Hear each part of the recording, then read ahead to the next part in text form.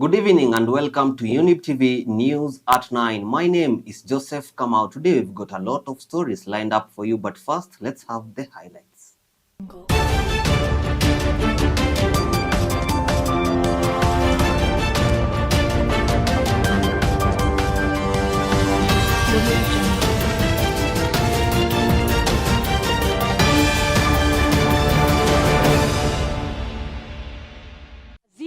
Pamoja na Mrs. Mwangangi munaweza kuboresha oncology package ili tukaweze kuishi.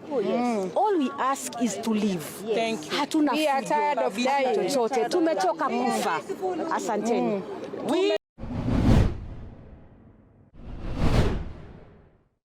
Cost of air freight, disruption of supply chains resulting from perilous ocean security threats around the Red Sea, the government of Kenya is supporting this sector through value addition, development of infrastructure, and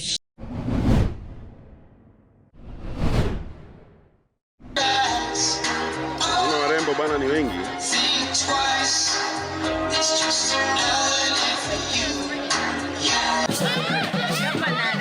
And we chose this part of the region. We look at various different parts of East Africa.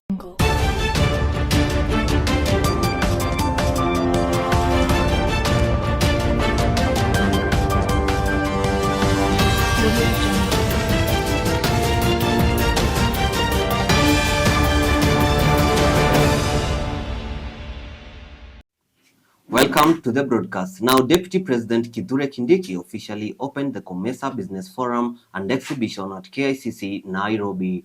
In his speech, Kindiki noted that value addition offers the best opportunity for higher returns. He added that there was need to accelerate the development of horticulture and other regional value chains critical for the future while maintaining the creation of an enabling environment for business to thrive, expand, and innovate through public-private partnerships. Kenya holds a significant position in the global horticultural export trade. While significant challenges like competition from other export markets, water scarcity, high cost of air freight, disruption of supply chains resulting from perilous ocean security threats around the Red Sea, the government of Kenya is supporting this sector through value addition, development of infrastructure, and shifting to sea freight to reduce the carbon footprint.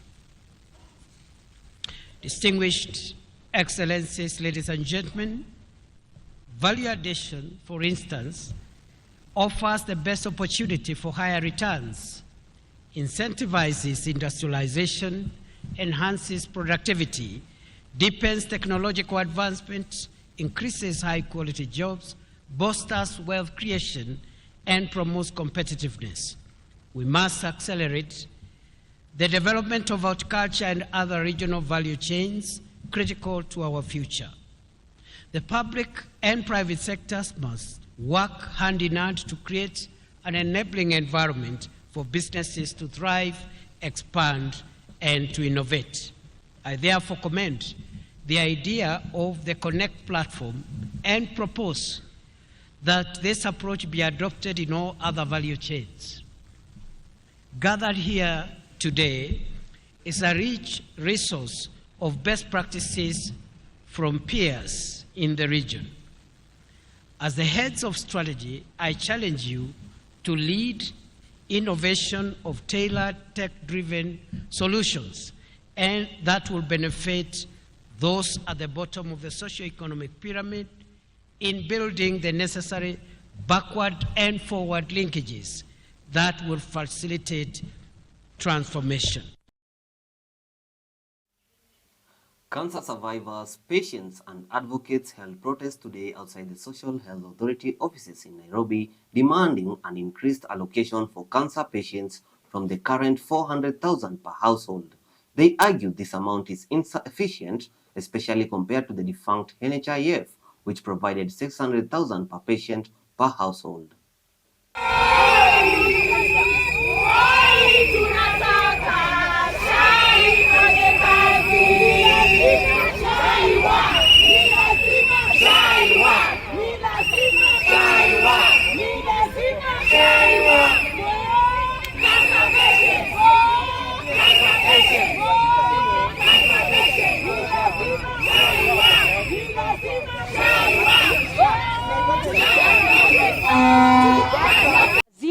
Pamoja na Mrs. Mwangangi munaweza kuboresha oncology package ili tukaweze kuishi.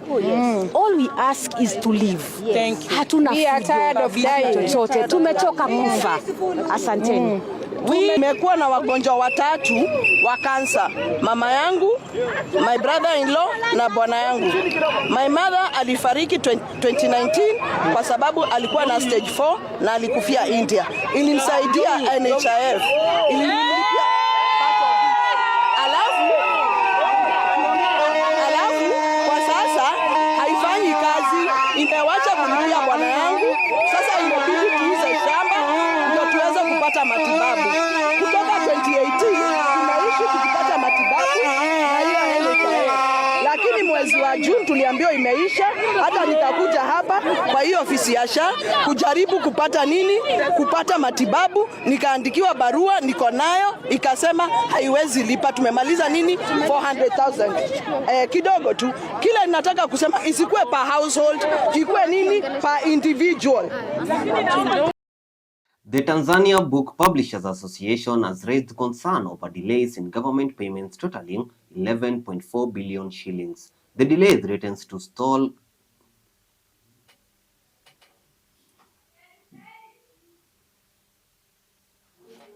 Rudisha, songesha chini. Unanipeleka mbio man. Mbio gani basi? Umesema sawa. Hapana, songesha chini tena. Hapo unaende polepole. The Tanzania Book Publishers Association has raised concern over delays in government payments totaling 11.4 billion shillings. The delay threatens to stall the printing of 7 million grade 10 textbooks, with publishers warning that a 60-day printing timeline could affect the academic calendar. The association urges timely payments to avoid nationwide learning disruptions.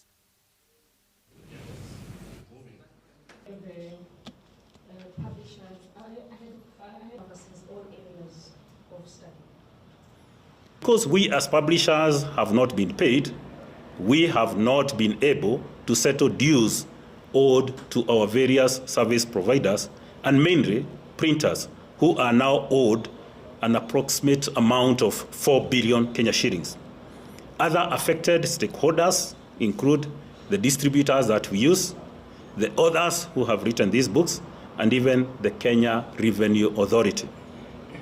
As a result, operations within our publishing houses have been severely constrained, with many publishers struggling to meet day-to-day operational costs. The settlement of this amount of 11.4 billion is therefore urgent and critical to enable publishers to print and distribute books for grade 10, which is an exercise that is projected to cost yet another 2.5 billion. Still on matters education, 25 JSS teachers from 9 counties listed as having high incidence of early marriages and female genital mutilation (FGM) have been given special training to become ambassadors against customs and traditions that deny girls the opportunity to continue their education. At a workshop organized in Nyanyuki by the non-governmental organization Northern Rangelands Trust, the teachers say that girls from pastoralist communities still face many challenges that hinder their academic and social development. Mwanzo watoto wetu hawakuwa na say, wasichana wako wanaweza ongea mbele ya watu, hawezi ongea mbele ya class hata, kwa sababu from the community tunajua msichana afai kuongea mbele ya watu, but tangu tumeongea na wao wamejua haki yao. Tuko na shule mwanzo grade 1 to grade 8, lakini wakishafika grade 6 wanaona ni mwisho wa masomo, kwa sababu tuko na grade 7 na hatuna walimu. Unajua kama hakuna walimu wa grade GSS, wanaona wanafunzi walimu wa primary hawezi msaidia. The disease any other stakeholder that is in the community, they should come together and then try to come up with a certain rule, or come up with a way that if a girl is intimidated or maybe raped in a certain way, this person should undergo very serious discipline. Tulipokuwa wakubwa tulitolewa kule huko mashinani, tukaletwa karibu na town, ndio tukapata kusoma, kujua elimu ni nini, kwa sababu kule kwetu mambo ni mengi. Hawa walimu wanaenda ku-encourage wanafunzi watoke, but pia tuna engage walimu na wazazi kuweza kutekea hawa wanafunzi katika shule ndio waweze kusoma na ku-diversify maisha. Well, that news from Nanyuki takes us for a short break. We'll be right back with more news updates.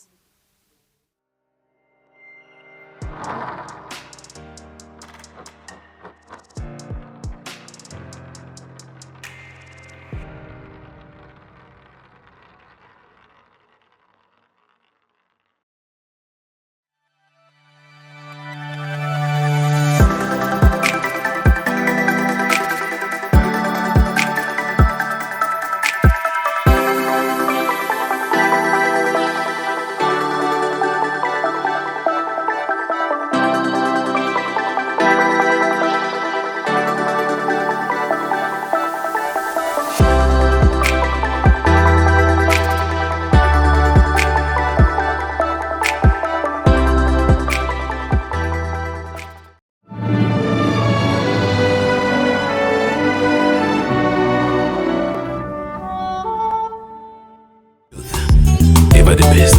Hallelujah.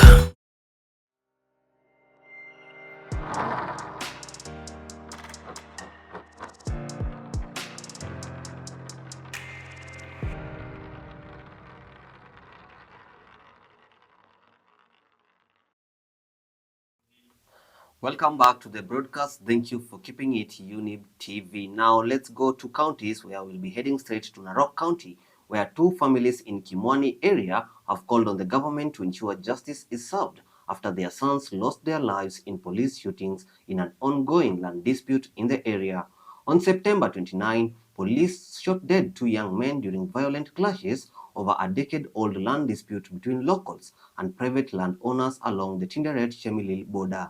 Police say officers from the Rapid Deployment Unit RDU were forced to fire live rounds to disperse the protesters who had engaged them in running battles. Kaniambia ni kama mmoja wao kijana yako mmoja, nasikia pia ni mmoja wale wamekufa. Watu wangu mimi nilistuka sana. Sina hata vile naweza eleza. Karibu nisirai. Nilikaa chini hapo karibu dakika 10 hivi. Nikifikiria nianzie wapi nimalizie wapi. Huyo ndio alikuwa kijana wa pekee. Sina mwingine. Huyu mtoto wetu aliuawa akitembea, hana silaha yoyote.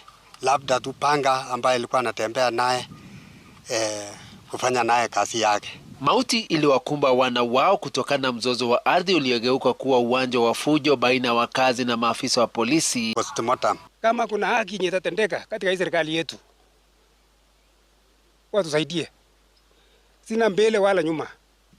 Wakati ile nchi tambarare imepewa mabonyenye, na hii ndio imeleta dispute hii. Tumeona kuna shida kubwa ya mashamba, na kwa sababu hiyo vijana wamepigwa risasi. Makundi ya kutetea haki za kibinadamu yakiongozwa na Haki ya ni vyema serikali kutafwali. Why can't the people of this area, mbona wao pia wasipewe title hizi ama wasigawanyiwe mashamba haya? Now in Kakamega County, police officers are searching for a man named Kasim Asman, who is alleged to have beaten his wife to death over a dispute of over 5,400 Kenyan shillings before transporting her body on a motorcycle to Kakamega Referral Hospital and eventually taking it to a morgue and then disappearing. According to Evans Mudavadi, who lived with Kasim around Makaburini area, the suspect came to him and informed him that the deceased was beaten by neighbors and died when she was taken to the hospital.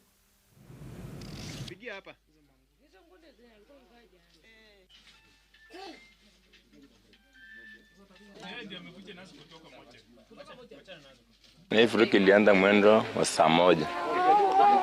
Kielekea mpaka saa 3. Akawa sasa ni kupiga sisi wenyewe. Akasema kila mtu angalie nyumba yake. Akaniambia wa Mary, kazi mwameua pipi na mimi Mori na tie na mimi mimi sijajua, lakini jioni bila nilikuja kwa mama Paranyuko, Kasuma alikuwa anafanya nini, anakombana ati Mori amechukua pesa zangu 5,400 na simu. Na baada ya kumpiga alimuumiza, na baadaye huyu mume ambaye ni Athmani yeye mwenyewe aliweza kubeba yule bibi wake akisema kwamba anampeleka hospitali, na kweli alifikisha Kakamega Referral Hospital, lakini kwa bahati mbaya alipofikisha Maureen Kasim alikuwa pronounced death. Waliweza kufanya uchunguzi ya mwili na wakaona alikuwa na majeraha kwa mwili. Teachers at secondary schools in Kipini, Tana River County are calling on the government to give JSS teachers autonomy. According to the teachers, their merger with primary school teachers is challenging them to implement the CBC education system. The teachers are also calling on the TAC to recruit more JSS teachers to address the challenge of teachers teaching subjects they are not qualified to teach. Nasema JSS lazima wapewe autonomy. Hii autonomy italeta matunda mazuri sana. Autonomy will bring good environment or conducive environment in schools. This JSS teacher will deliver to the learner, and teaching learning will take place. And when that takes place, it means we are building our future, because those learners, if they are taught by a teacher who is not motivated, it means now the generation will be killed. We are saying autonomous leadership is the only thing that will give our JS teachers their own leadership and their own space to act and also expedite what they were taught in campus. An intern teacher can serve for 12 months and an additional of that, because ASAL areas are very difficult to deal with. And again, the intern teachers, we are basically, it's kind of neglection.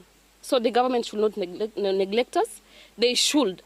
We want the confirmation of the 20,000 interns who are currently serving. Now on to some bright news. Kenya's coastal tourism sector is set for a major boost this week. This comes as over 500 tourism stakeholders from 39 countries have converged in Malindi, Kilifi County. The 3-day international conference kicked off today and runs through Thursday with discussion focusing on investment, sustainability, and regional partnership.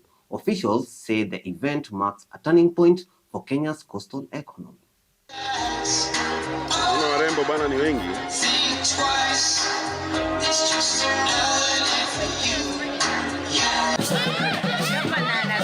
And we chose this part of the region. We look at various different parts of East Africa because the idea is that Essence of Africa is a traveling show.